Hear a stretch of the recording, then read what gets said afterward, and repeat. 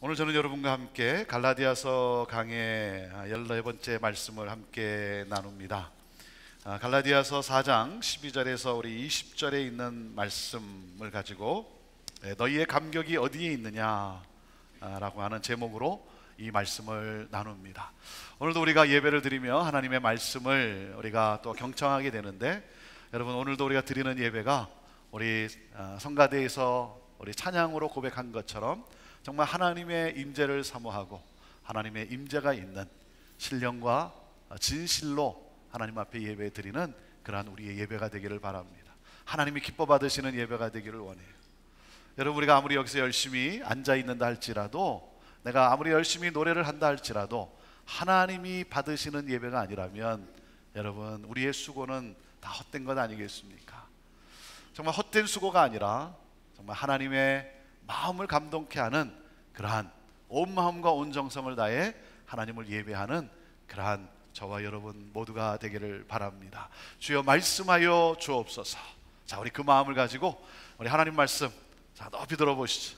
높이 들어보시고 우리 함께 같이 고백합니다. 시작. 주의 말씀은 내 인생의 빛입니다. 주의 말씀은 내 삶을 변화시킵니다. 주께서 말씀하신 대로 나는 하나님의 사랑받는 자녀입니다. 나는 축복의 통로입니다. 오늘도 주의 말씀에 마음의 문을 엽니다. 말씀하여 주옵소서. 듣고 깨닫고 말씀대로 살겠습니다. 아멘. 아멘. 자, 그 고백과 함께 우리 갈라디아서 4장 하나님 말씀 함께 펼치고 우리 같이 읽습니다. 신약성경 306페이지가 될 텐데요, 갈라디아서 4장 12절부터 우리 20절까지의 말씀입니다. 자, 12절부터 우리 함께 같이 읽습니다. 시작. 형제들아, 내가 너희와 같이 되었은즉 너희도 나와 같이 되기를 구하노라. 너희가 내게 해롭게 하지 아니하였느니라. 내가 처음에 육체의 약함을 인하여 너희에게 복음을 전한 것을 너희가 아는 바라. 너희를 시험하는 것이 내 육체에 있으되 이것을 너희가 업신여기지도 아니하며 버리지도 아니하고 오직 나를 하나님의 천사와 같이 또는 그리스도 예수와 같이 영접하였도다. 너희의 복이 지금 어디에 있느냐? 내가 너희에게 증거하노니 너희가 할 수만 있었다면 너희의 눈이라도 빼어 나를 주었으리라. 그런즉 내가 너희에게 참된 말을 함으로 원수가 되었느냐? 저희가 너희를 대하여 열심내는 것이 좋은 뜻이 아니요 오직 너희를 이간 붙여 너희로 저희를 대하여 열심내게 하려 함이라. 좋은 일에 대하여 열심으로 사모함을 받음은 내가 너희를 대하였을 때뿐 아니라 언제든지 좋으니라. 나의 자녀들아, 너희 속에 그리스도의 형상이 이루기까지 다시 너희를 위하여 해산하는 수고를 하노니 내가 이제라도 너희와 함께 있어 내 음성을 변하려 함은 너희를 대하여 의심이 있음이라. 아멘. 갈라디아서는 바울 사도가 1차 전도 여행 때 갈라디아 지방에서 복음을 전함으로 세워진 그 교회들에게 쓴 편지입니다. 왜 편지를 썼습니까? 복음으로 세워진 교회가 거짓 선생들의 가르침에 현혹이 되어 복음에서 떠나가게 된 거예요. 복음이 파괴되고 교회가 분열되어지고, 이렇게 그냥 놔둬서는 도저히 안 되겠다. 교회를 교회되게, 복음을 복음되게 하고자 펜을 들었어요. 그래서 갈라디아서가 쓰여졌어요. 오늘 말씀 가운데 먼저 우리가 주목하고 싶은 것은 이것입니다. 갈라디아 지방은 사실 바울 사도가 복음을 전하고자 계획한 지역이 아니었어요. 바울 사도가 계획한 지역이 아니었습니다. 아마도 바울 사도가 계획한 여정이 막혔기 때문에, 아니면 질병으로 인해 바울 사도가 갈라디아에 머물게 되면서 계획하지 않았던 이 갈라디아 지방에 복음이 전해졌고 수많은 사람들이 변화를 받아 교회가 세워지게 된 것입니다. 사랑하는 여러분, 내가 세운 계획이 막혔다고 해서 절망하지 마십시오. 계획을 맡고 계신 하나님의 선하신 계획이 있음을 믿음으로 볼 수 있게 되기를 바랍니다. 믿음의 눈으로 보세요. 여러분에게 어떤 고난이 있습니까? 고난을 고난으로만 보지 마십시오. 고난을 허락하신 하나님의 주권을 믿는 믿음을 소유하십시오. 고난은 고통이지만 하나님은 그 고통을 통해서도 놀라운 새 일을 또한 이루시는 하나님이세요. 모든 것을 합력하여 반드시 선을 이루시는 하나님. 여러분, 그렇기 때문에 고난 중에 절망하지 말고 하나님의 은혜를 구하세요.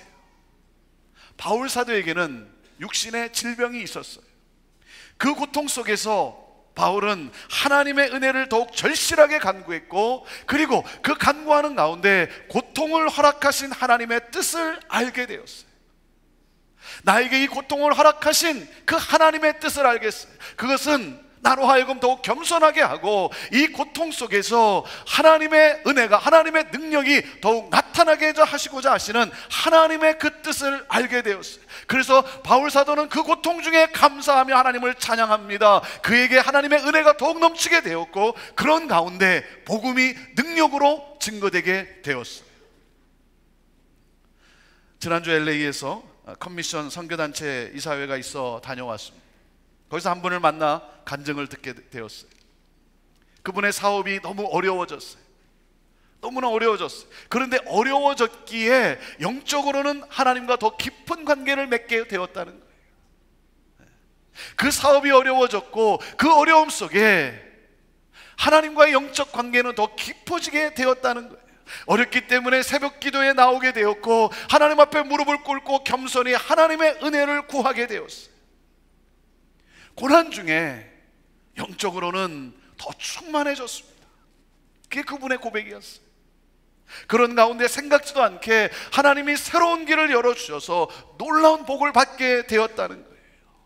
그 고난 중에 하나님의 은혜를 사모하며 그 하나님께서 역사하실 일을 기대하며 감사하며 믿음으로 나아가는 그 삶의 모습과 그분의 간증을 통해 주변의 여러 사람들이 하나님을 믿게 되었어요.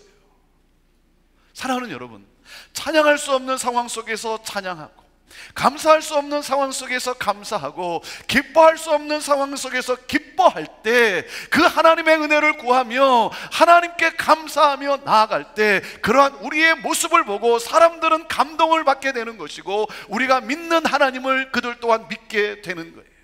여러분, 어떤 어려움이 있습니까? 어떤 질병이 있습니까? 여러분, 길이 막혔습니까? 사랑하는 여러분, 여러분에게 있는 그 문제가 저 또한 하루속히 해결되기를 저 기도해요. 그렇지만 여러분, 힘들고 어렵지만 그 상황을 통해 역사하실 하나님을 바라보며 믿음으로 나아가세요. 믿음으로 나아가세요.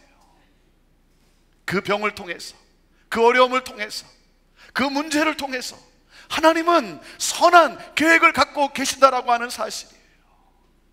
여러분, 우리가 살아가면서 계획을 잘 세워야 되겠죠. 계획을 잘 세워야 합니다. 여러분, 그런가 하면 하나님께서 우리의 계획을 대폭 수정할 수 있도록 여러분 내어드리세요. 하나님께 맡기세요. 고난과 질병 그리고 무산된 계획을 통해서 우리가 세운 계획보다 더 훨씬 선하게 역사하시는 하나님, 여러분 그 하나님을 믿으세요. 좌절하지 마세요. 절망하지 마세요. 하나님께 더욱 나아가세요. 하나님은 내가 바라고 내가 계획한 것 이상으로 여러분의 삶과 여러분의 환경을 통해 더 놀라운 새 일을 이루어 주실 줄로 믿습니다. 복음이 증거될 것입니다. 바울 사도는 질병 중에서도 혼신의 힘을 다해 복음을 전했습니다. 그는 그것 때문에 불평하고 원망하고 주저앉아 있는 것이 아니라 그 병 중에서도 그는 자기의 모든 것을 다해 복음을 전했어요. 자, 12절 말씀을 우리 한번 다시 읽어봅시다. 12절 말씀 읽습니다. 시작. 형제들아, 내가 너희와 같이 되었은즉 너희도 나와 같이 되기를 구하노라. 너희가 내게 해롭게 하지 아니하였느니라. 여기 어떤 표현이 있습니까? 그가 얼마나 이 복음을 전하는데 그가 얼마나 혼신의 힘을 다했는지 이런 표현이 있어요. 내가 너희와 같이 되었다. 나는 너희와 같이 되었다.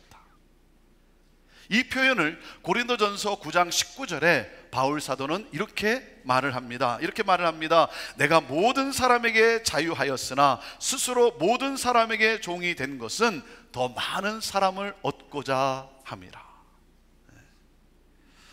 이것을 그는 예를 들어 또 이렇게 설명을 해요.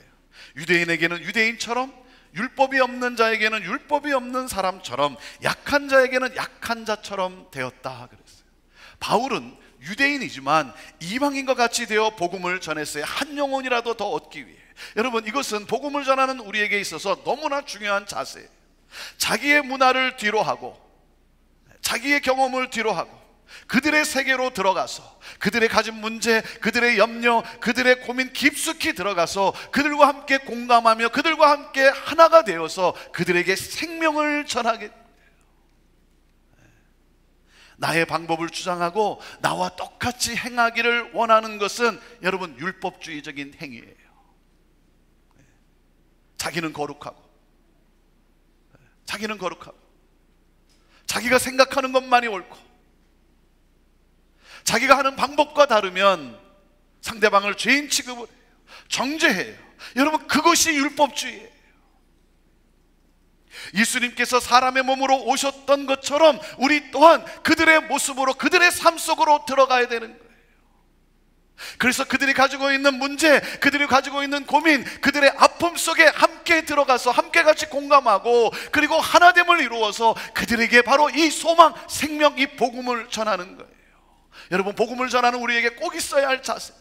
내가 너희와 같이 되었다. 내가 너희와 같이 되었다. 그리고 또 뭐라고 고백을 합니까?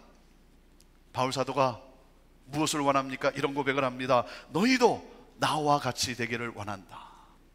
너희도 나와 같이 되기를 원한다. 여러분, 이 말은 자기를 닮으라는 것이 아니라 내가 주님을 사랑하고 내가 주님을 닮아가기를 원하는 것 같이 너희들도 나와 같이 그렇게 하기를 원한다는 거예요. 바울 사도가 원하는 것이 무엇입니까? 너희도 나와 같이 복음 안에서 기뻐하라는 거예요. 그는 복음으로 말미암아 자유케 되었어요. 자유한 삶을 살아가게 되었어요. 역경 속에서, 실망과 고통 속에서 그가 어떻게 살아가는지, 그래서 복음이 그의 삶에 어떠한 영향이 끼치는지를 그는 삶을 통해 보여주었어요. 그가 어려움 속에 처했을 때, 바울 사도가 공경에 처했을 때 그는 어떻게 살았는지, 이 복음의 능력, 이 복음의 은혜로 그 모든 역경들을 어떻게 이겨나갔는지 삶으로 보여주었어요. 그래서 자기처럼 너희들도 복음을 기뻐하는 사람이 되라고 권하는 거예요. 복음의 감격을 누리라는 거예요. 자유자가 되라는 거예요. 그런데 갈라디아 성도들이 그 기쁨을 잃어버렸어요. 그 감격을 잃어버렸어요. 그래서 15절에 그가 이렇게 말씀하는 겁니다. 너희의 복이 지금 어디 있느냐? 너희의 복이 지금 어디에 있느냐? 너희의 그 복음의 그 기쁨, 너희의 그 복음의 감격이 지금 어디 있냐는 거예요. 종에서 벗어나서 하나님의 아들로서 너희가 누렸던 그 기쁨, 너희가 누렸던 그 행복, 너희가 누렸던 그 감격이 지금 어디에 있느냐? 나는 너희를 위해 유대인의 관습을 뒤로 했다. 그런데 너희들은 내가 뒤로 한 곳으로 왜 가려고 하느냐? 그것들이 너희들을 하나님께로 인도한다라고 생각하느냐? 그것이 너희들에게 자유를 가져다 준다고 생각하느냐? 결코 그렇지 않다. 오히려 너희를 종노릇하게 하고 억압하게 하고 힘들게 하는 것이다. 사랑하는 갈라디아 성도들아, 너희의 감격이 어디에 있느냐? 그 감격을 회복하라는 거예요. 그 기쁨, 복음 안에서 누렸던 그 자유함과 기쁨과 그 행복과 그 감격이 회복되기를 원하는 거예요. 여러분, 감격이 있는 신앙생활을 하려면 여러분과 함께 세 가지를 나눠요. 정말 우리가 하는 이 신앙생활이 감격을 누리는 신앙생활이 되려면 첫째, 하나님을 기뻐하며 즐거워하는 거예요. 지난주에 나눈 내용이에요. 하나님을 기뻐하며 즐거워해야 돼요. 그럴 때 우리의 신앙생활에 감격이 있는 거예요. 갈라디아 사람들은 바울 사도를 통해 복음을 들었어요. 그전에는 이방의 종교에 매여서 그 이방 종교의 요구에 매여 있었어요. 예식에 매여 있었어요. 자유가 없었어요. 그런데 그들에게 복음이 전해지면서 참된 자유가, 영적 자유가 그들에게 임했어요. 초등학문으로부터 결박이 풀어졌어요. 묶여있던 사람들이 말로 할 수 없는 이 기쁨을 누렸어요. 복음을 통해서 자기들이 얼마나 소중한가 그 가치를 발견하게 되었어요. 그래서 감격했어요. 우리는 하나님의 자녀구나. 우리는 하나님의 아들이고 딸이구나. 나는 더 이상 이러한 율법에, 나는 더 이상 이러한 예식에 묶여 사는 자가 아니구나. 그런데 안타까운 것이 무엇입니까? 그 감격을 누렸는데, 그런데 지금 너희의 그 감격이 어디에 있냐는 거예요.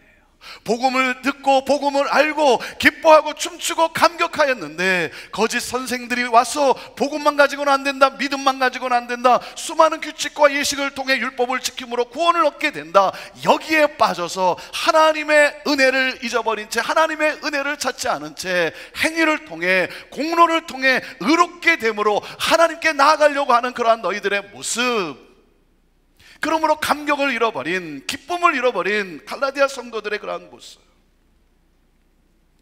이것이 너무나 안타까웠던 거예요. 사랑하는 여러분, 감격이 있는 신앙생활을 하려면 하나님을 기뻐하고 즐거워하는 거예요. 사랑하는 여러분, 저는 여러분이 드리는 예배가, 여러분의 예배가 여러분이 기뻐서 드리는 예배가 될 수 있게 되기를 바라요. 그래야 여러분 감격이 있는 거예요. 할 수 없어서 내가 억지로 아무 느낌이 없이, 아무 감각이 없이, 사랑하는 여러분, 나를 자녀 삼으신 그 하나님의 은혜에 놀라와, 나 같은 자를 구원해 주신 하나님의 은혜에 놀라와, 오늘도 내가 너를 사랑한다라고 말씀하시는 그 하나님의 은혜에 감사해서 내가 기쁨으로 나오고, 내가 달려가는 심정으로 내가 여기에 나오고, 그래서 내 온 마음을 다해 온 정성을 다해 하나님은 나의 주인이십니다, 구원자이십니다, 하나님, 나는 하나님을 예배합니다, 하나님을 찬양합니다, 주여 나의 예배를 받아 주옵소서. 사랑하는 여러분, 우리의 예배가 기쁨이 되어야 되는 거예요. 무언 어떤 행위를 통해서 그것이 아니라 그 기쁨으로 하나님을 찬양하고, 기도 가운데 하나님의 음성을 듣는 그러한 심정. 사랑하는 여러분, 저는 여러분의 예배가 회복되게 되기를 바라고, 정말 예배를 사랑하는, 예배를 기뻐하는, 하나님 앞에 나와 하나님을 대면하는 것을 여러분 사모하는 그러한 예배자, 그러한 기도자, 그러한 하나님의 은혜가 너무나 감사해서 섬기는 그러한 봉사자, 여러분이 하는 모든 것이 기쁨으로 시작되어지고 기쁨으로 이루어질 수 있게 되기를 바라요. 여기에 신앙의 감격이 있는 거예요. 하나님을 기뻐하고 하나님을 즐거워하는 데 있는 거예요. 둘째, 우리의 신앙생활이 감격이 있는 신앙생활이 되려면 하나님의 나라가 임한 예수 공동체를 이루어가는 거예요. 하나님 나라가 임한, 천국이 임한 예수 공동체를 이루어가는 거. 자, 13절과 14절 말씀을 읽어보겠습니다. 13절 14절 시작. 내가 처음에 육체의 약함을 인하여 너희에게 복음을 전한 것을 너희가 아는 바라. 너희를 시험하는 것이 내 육체에 있으되 이것을 너희가 업신여기지도 아니하며 버리지도 아니하고 오직 나를 하나님의 천사와 같이 또는 그리스도 예수와 같이 영접하였도다 그랬어요. 바울에게는 사람들이 볼 때 시험 들 수 있는 약함이 있었어요. 뭔지는 정확히 모르지만 그에게는 연약함이 있었어요. 그에게는 질병이 있었어요. 그런데 갈라디아 성도들이 하나도 문제 삼지 않았어요. 경멸하고 무시하고 그 연약함을 보고 수근거리고 지적하지도 않았어요. 연약함을 들추어내고 깎아내리고 조롱하고 비난하지 않았어요. 오히려 존중히 여기고 더욱 그를 사랑하였어요.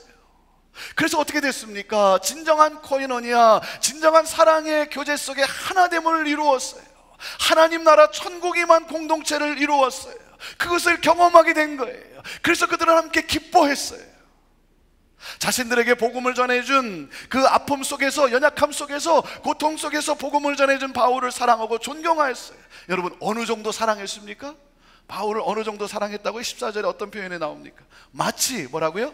하나님의 천사가 온 것처럼 그를 사랑했다.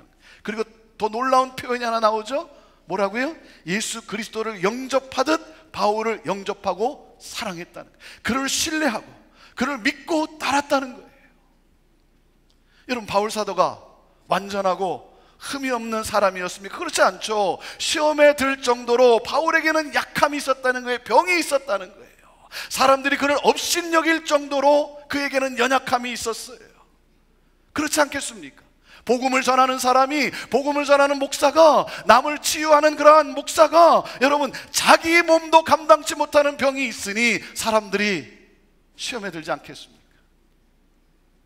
자기 하나 잘 간수하지도 못하면서 무슨 복음을 전한다고 그렇게 업신여길 수 있는 거 아니겠습니까?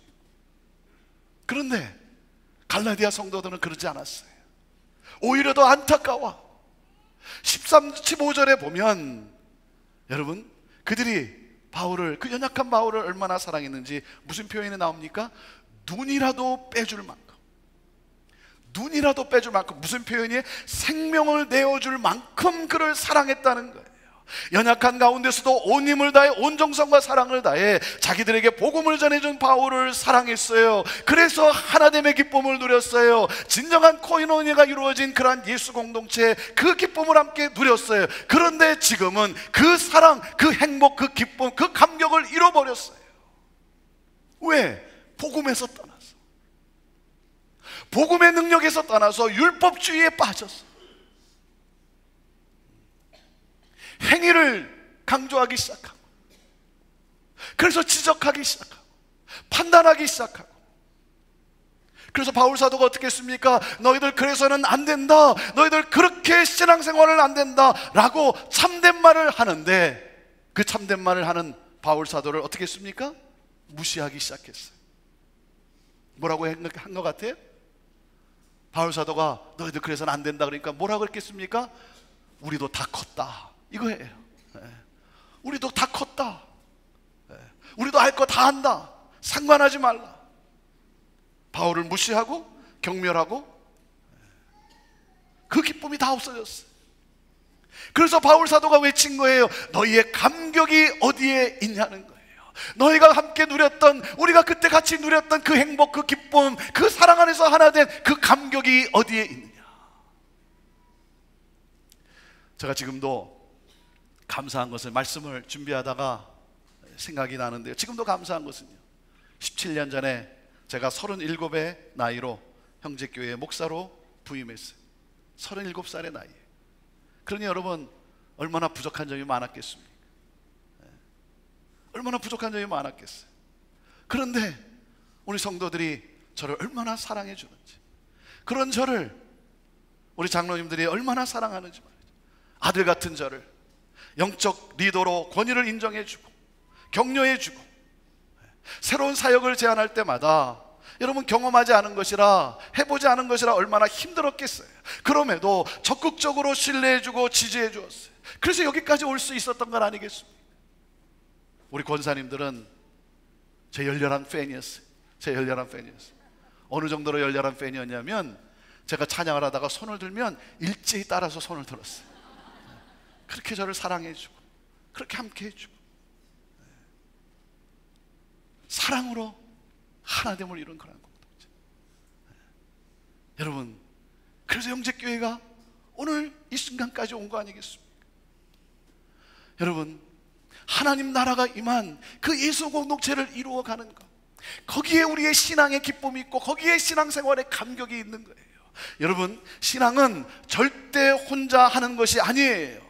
주님과의 관계만으로 여러분 우리의 신앙이 깊어질 수 있을까요? 그렇지 않아요. 여러분, 주님과 아름다우면 아름다울수록 공동체의 사람들과 그만큼 아름다워야 그것이 신앙인 거예요. 하나님과의 관계만 강조하고 사람과의 관계를 무시하는 것은 그건 신앙이 아니에요. 하나님과의 사랑이 서로의 관계에서 나타나야 그것이 아름답고 올바른 신앙인 거예요. 여러분이 순회에 참석을 한다든지 여러분이 사역 어떤 모임에 나갈 때 보면 여러분 마음에 들지 않는 그러한 부분들이 있을 거예요. 여러분 마음에 들지 않는 사람이 있을 거예요. 왜 없겠어요? 왜 없겠습니까? 여러분 어디에 완전한 그러한 모임이 있고 완전한 공동체가 있겠습니까? 모임에 참석하다 보면 내 마음에 들지 않는, 정말 함께하고 싶지 않는 그런 모습들이 여러분의 눈에 띌 거예요. 그렇다고 해서 나는 더 이상 나는 참석하지 않아, 사랑하는 여러분, 그것이 아니에요. 그것은 무엇입니까? 그 연약한 부분을 본 것은 무엇입니까? 그 연약한 부분을 나로 하여금 채우라고 하시는 그 하나님의 선한 계획이 있는 거예요. 어느 사람의 부족한 모습을 볼 때, 어느 공동체의 연약한 모습을 볼 때, 아, 하나님이 나로 하여금 그 연약한 부분을 채우라고 하시는구나. 그래서 오늘 나에게 나로 하여금 여기에 있게 하셨구나. 나를 이 모임에 함께하게 하셨구나. 사랑하는 여러분, 그 마음을 가지고 여러분이 인내하며 함께할 때, 그럴 때 여러분 신앙생활의 감격을 누리게 되는 거예요.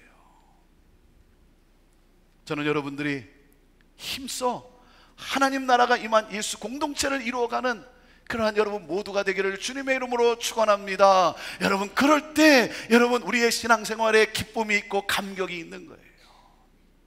자, 그리고 감격이 있는 신앙생활을 하려면 셋째 뭐겠습니까? 첫째, 하나님을 기뻐하고 즐거워하는 것이고, 둘째, 하나님 나라가 임한 예수 공동체를 이루어가는 것이고, 그리고 셋째, 예수 그리스도의 형상을 닮아가고자 하는 거예요.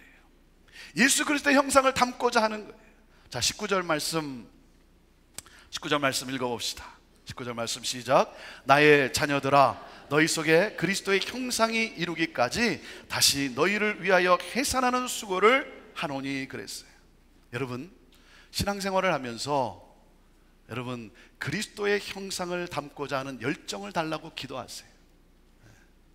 그리스도의 형상을 담고 싶습니다. 이 소원을 가지고 여러분 하나님을 찾으세요. 이 소원을 가지고 하나님께 나오세요. 그리스도의 형상이란 무엇입니까? 이렇게 표현할 수 있어요. 제자들을 사랑하시되 끝까지 사랑하시며 수건을 들으시고 제자들의 발을 닦아주시는 예수 그리스도의 그 사랑, 그 놀라운 사랑, 그 사랑이 바로 그리스도의 형상 아닙니까? 여러분, 그 사랑이 내 안에 있습니까? 여러분, 이것이 신앙생활의 기쁨이고 감격인 거예요. 여러분, 목회자의 기쁨이 무엇이겠습니까? 목회자의 기쁨은 성도들의 삶이 변화되어 그리스도의 형상이 나타날 때, 그때 기쁜 거예요. 내 안에 있는 예수 그리스도, 그분이 밖으로 나타날 때, 밖으로 보여질 때, 그럴 때 여러분 이 목회자의 기쁨이 있는 거예요. 이것이 복음을 전한 바울 사도의 기쁨이었어요. 그런데 어느 순간부터 그 기쁨을 누리고 너무나 즐거워했는데 어느 순간부터 예수님은 보이지 않고 인간의 혈기와 인간의 교만만 보이기 시작하고 인간적 느낌만이 아니라 동물적 느낌까지 보일 때, 동물적 느낌까지 나타날 때, 그럴 때 너무 안타까운 거예요. 하나님의 공동체 안에서 함께 기뻐하고 즐거워했는데, 그런데 어느 순간부터 인간적인 모습뿐만 아니라 동물적 느낌까지 나타날 때, 그게 얼마나 안타까운 일이겠습니까? 여러분, 진정한 영성이란 성령을 통하여 성품이 바뀌고 삶이 변화되는 거예요.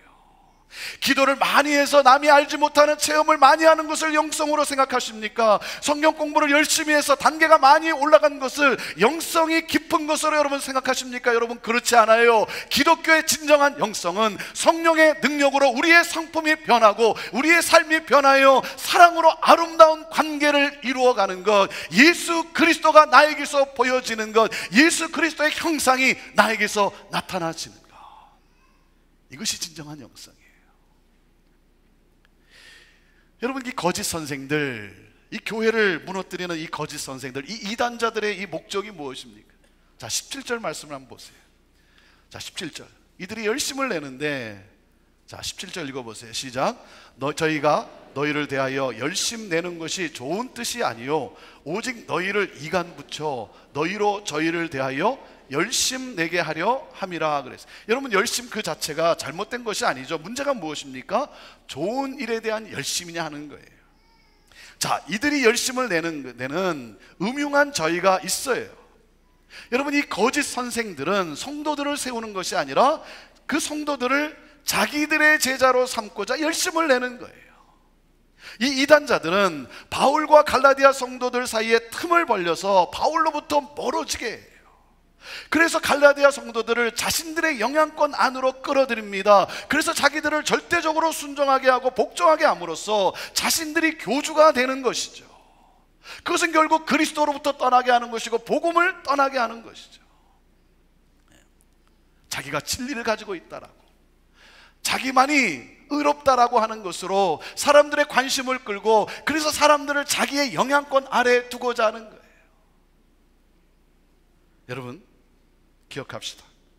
그리스도께로 인도하는 자가 바른 목자예요. 그리스도께로 인도하는 자, 그리스도의 형상을 닮아가도록 열심을 내는 자가 바른 지도자예요. 자기 사람을 만드는 것이 아니라 예수 그리스도의 사람을 만들어내야 되는 거예요.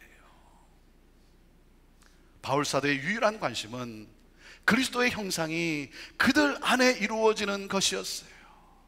여러분 안에 그리스도의 형상이 이루어지는 것을 보는 것이 내 소원입니다. 그 일을 위해서라면 나는 어떤 대가도 지불하겠습니다. 해산의 수고도 나는 마다하지 않겠습니다. 여러분, 임신을 한 산모가 출산을 할 때 힘드니까 여러분 포기하겠다고 합니까? 그런 산모 보았어요? 여러분, 산모는요, 자기의 생명의 위협을 받을 때에도, 죽음의 위협을 받더라도 내 안에 있는 이 새 생명, 이 새 생명을 출산하고자 모든 것을 다 쏟아붓습니다. 자기의 생명까지도. 이것이 바울 사도의 열심이었어요.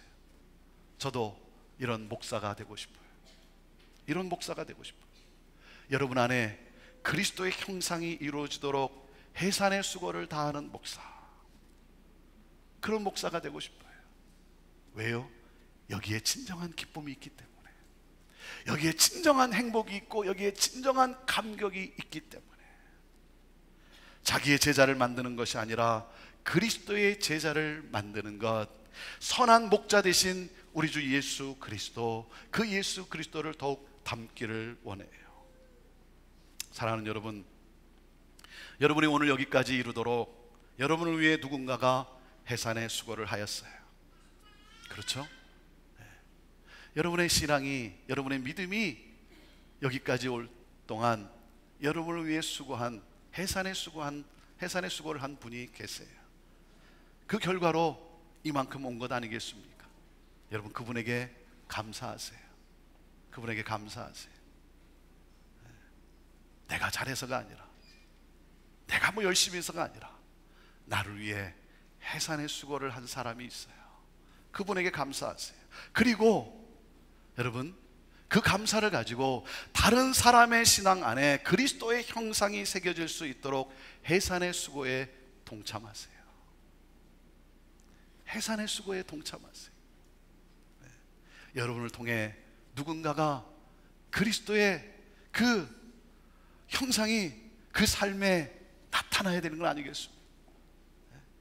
여러분의 해산의 수고를 통해서 누군가의 삶에 그리스도의 형상이 보여져야 되는 것 아니겠습니까? 여러분, 이 기쁨을 여러분 사모하세요. 이 감격을 사모하세요.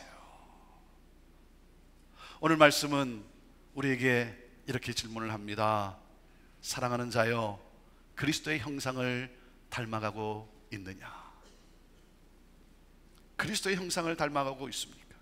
여러분의 마음이 그리스도의 마음으로 변화되고 있습니까? 그리스도의 형상을 닮아가기를 원하는 열정이 여러분 안에 있게 되기를 원해요. 그 사모함이 있게 되기를 원해요. 나 주님을 더욱 닮기를 원합니다. 그래서 내 안에 계신 예수 그리스도가 나를 통해 나타나지는, 사람들이 나를 통해 내가 아니라 예수 그리스도를 보게 되는, 그러므로 복음을 받게 되는, 하나님, 나 그런 신앙인이 되기를 원합니다. 사랑하는 여러분, 이 열정이 여러분 안에 있을 때 여러분 안에 영적 기쁨이 넘치게 되는 거예요. 신앙의 감격을 누리게 되는 거예요. 오늘 본문 안에 이 갈라디아의 교회에 대한, 복음으로 하나 됐던 이 갈라디아 교회에 대한 너무나 멋진 표현이 있어요. 너무나 멋있어요. 이겁니다. 눈을 빼어줄 정도로 목사를 사랑하는 성도와 그들 속에 그리스도의 형상이 이루어지도록 해산의 수고를 다하는 목사. 너무 멋지지 않습니까? 눈을 빼어줄 정도로, 자기의 생명을 줄 정도로 목사를 사랑하는 성도와 그들 속에 그리스도의 형상이 이루어지도록 해산의 수고를 다하는 목사. 복음 안에서 서로 사랑하고, 복음 안에서 서로 사랑하는 성도와 이 목자와의 관계. 저는 우리 교회가 더 그런 교회가 되기를 원합니다. 이게 교회 아니겠습니까? 이게 교회 아니겠습니까? 사랑하는 여러분, 여러분 안에 영적 기쁨, 영적 행복, 영적 감격, 그것이 있습니까? 만약 잃어버렸다면 오늘 성령 안에서 하나님의 은혜 가운데 회복되기를 주님의 이름으로 축원합니다. 회복되기를 원합니다. 회복되어야 합니다. 사랑하는 여러분, 우리의 신앙생활에 감격이 있으려면 하나님을 기뻐하고 즐거워하는 거예요. 그리고 하나님 나라가 임한 예수 공동체가 되기를 원하는 거예요. 그리고 무엇입니까? 그리스도의 형상을 닮아가고자 하는 소망이 있는 거예요. 그럴 때 우리 신앙생활에 기쁨이 있고 감격이 있게 되는 것입니다. 기도하겠습니다.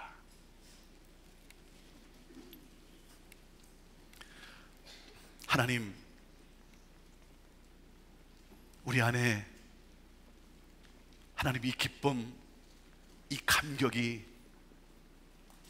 하나님 앞에 온전히 드려지는 그러한 예배가 되게 하여 주옵소서.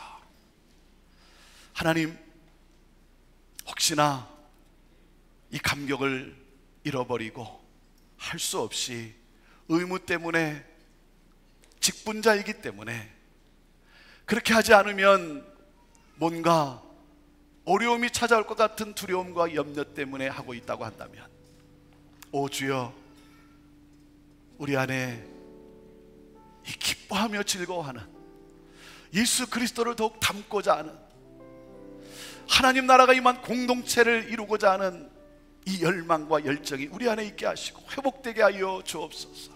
그러므로 하나님, 기쁨으로, 행복함으로, 감격 속에 하나님을 예배하며 섬기며 서로를 사랑하는 그러한 우리의 신앙생활이 되게 하여 주옵소서. 하나님, 우리 안에 어떤 아픔과 어떤 병과 어떤 고통이 있습니까? 주여 하나님, 그 모든 것을 통해서, 그 환경을 통해서 새 일을 또한 이루시는 그 하나님을 바라보며 우리 사랑하는 성도들 믿음 안에 하나님 영적 눈을 열어 주를 보게 하시고 감사함 속에 주를 찬양하게 하시고 믿음으로 일어나 나아가게 하여 주옵소서. 그러한 신앙의 모습, 하나님, 그러한 신앙의 삶을 통해 사람들이 감동을 받고 우리가 믿는 그 하나님을 믿게 되는 또한 하나님 놀라운 복이 있게 하여 주옵소서. 하나님, 주님을 더욱 닮기를 원합니다. 주님을 더욱 닮기를 원합니다. 주여, 우리에게 이 소원을 주시고 이 소원을 또한 하나님 이루어 주옵소서. 예수님의 이름으로 기도합니다. 아멘.